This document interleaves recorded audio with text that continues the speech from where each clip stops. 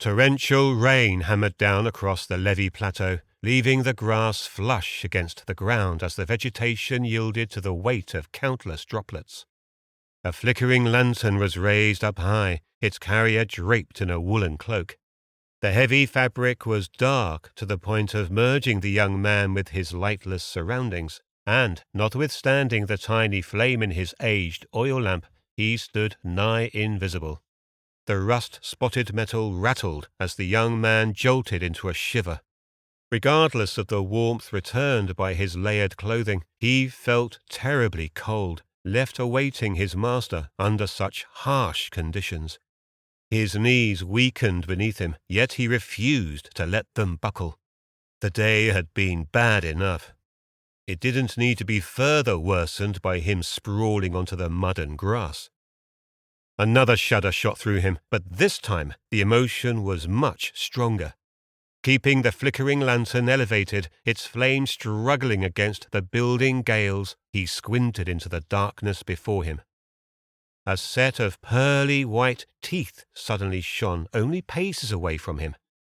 Fangs inside a wicked smile were distorted by the immediate downpour. Fear overwhelmed the young man, but he mentally ploughed on, fighting against the building terror inside him. "Lee?"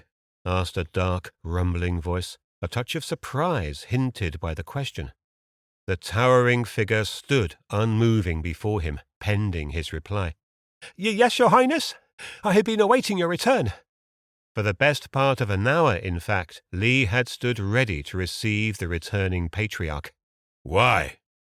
Samael stepped closer, revealing himself to the manservant. His long hair was gathered at the nape, the dark mane utterly drenched. Stray strands clung to his face and brow, likely whipped across by the now quite forceful wind. "There was trouble at the meeting today with the Master Primes, and Lady Lilith ordered me to redirect you to a less frequented path as you returned."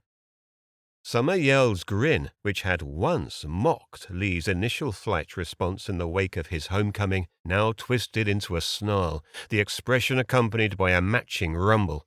"What happened?" Had it not been for the cloak wrapped tightly around him, Lee's attempt to clear his clenched throat would have been overtly visible.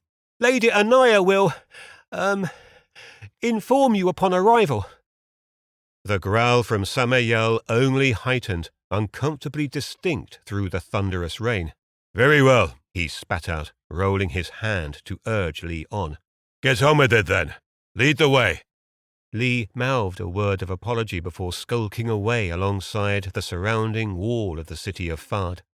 His grip around the gathered cloak tightened, a reaction to Samael unleashing his aura anew. The patriarch was clearly becoming increasingly agitated. "Why are you using a lantern?" Samael groused behind the manservant. "Because it's dark," Lee cried, before he could stifle his argumentative answer. "Then use your nocturnal vision," Samael scolded, reaching forward to take possession of the lamp. Lee spun, losing his grip on the metal handle. His eyes flitted between the patriarch and the lantern, now in the hands of a new owner. I don't know how." Imposingly angling closer, Samael narrowed his eyes. "You don't know how?" Heat rose to Lee's cheeks. "No, sir, I don't.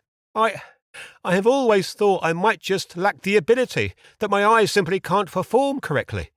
"Evidently another thing to work on during our sessions," Samael muttered, then walked past him. "Now, hurry up. I assume we are attempting to avoid a possible ambush." "Yes, Your Highness." Lee sprinted a few steps to catch up. "We need to go—" "Through the southern entrance, then the lower district," Samael filled in. "Yes, I guessed as much." Lee only nodded, even though Samael would assuredly never see it. "I'm not sure how to explain what happened today, sir. All I know is that we need to show extra care." Samael released a laugh, but the sound was all bitter. "It does not need explaining, boy. We have been betrayed.